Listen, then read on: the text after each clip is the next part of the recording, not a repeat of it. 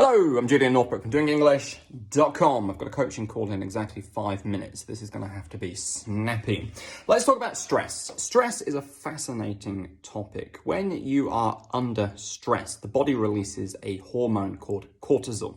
Cortisol is often known as the hormone of the hero, because when you hear these stories of superhuman feats, a mother tipping a car over to save her child that was trapped underneath, a father dashing across the road at lightning speed to push a daughter away from the bus that's about to hit her. These superhuman feats, these seemingly impossible things that people manage to do in enormously stressful situations are because of cortisol. Cortisol is what allows us to do this.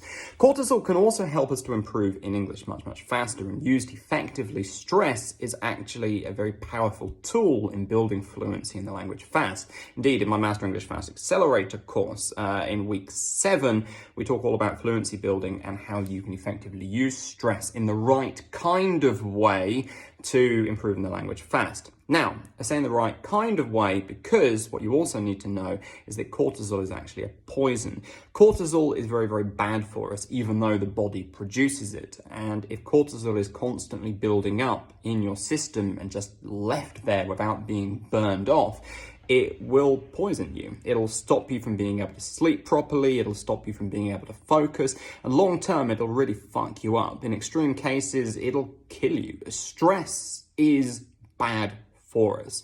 What this means is if English is a stress point in your life, that is each and every day, day in, day out, you're going to work, you're going out into whatever situations it is that you use English, and your English is holding you back, pulling you down and making you stressed out, well, that cortisol is building up. And far from that being a good way to improve your English, it's actually going to make things really hard for you. And like I said, it's going to screw you up in the long term. So it's something that you need to do something about. Now, this leads for a very interesting balance because the two things I've just talked about seem to contradict each other. On the one hand, we can use stress as an effective tool to build fluency. On the other hand, long term, too much stress all the time is going to screw us up.